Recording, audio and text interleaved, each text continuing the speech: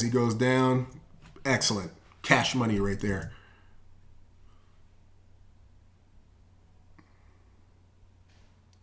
Right, you can see him still trying to lead with his head a little bit, but way better than his wave motion. Let's take a look at that real quick. Right, here he was before.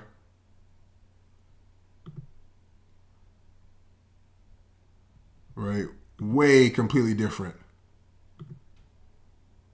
Completely different body control. And you can see he's not like leading with his body. You can see it's all all the angle closing. Right? And closing that angle is what makes the butt go up and is what is going to make the whole stroke come together. And then, we're working on reaching up behind the ears. I personally would say, I tell kids that I see in person that this is way too much. It shouldn't be uncomfortable. If you can only go up to here, that's fine.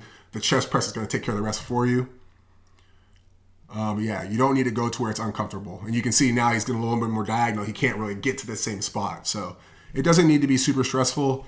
He does a really good job here. Ideally, I think in the progression, and it's version 2, TY up version 2 in the drill progression, where you get almost flat. And then because of your flat, like your angle change, if I'm upright, I can go this high, right? The flatter I get and I'm staying behind my ears, it's a significantly less motion. So awesome. And now because he's there, when he goes down, his hands are going to point forward, and now they're also going to stay high. So much, like, look at that. That's right there is what we're after. Boom. Right into that chest press. And then he's going to connect to the hips. Boom.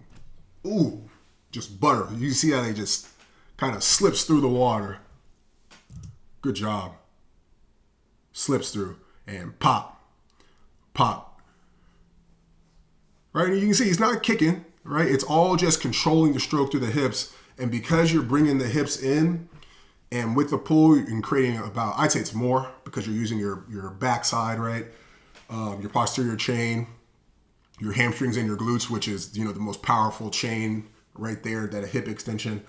You're getting more power in debatably the same amount of time. I think it's less because the hips come closer to the hands at the same time, which means you're going to get to the hips faster. So you're making more power in less time, which I believe is would be a 4x, I want to say, 3x, definitely a 3x. I want to say maybe a 4 or 5.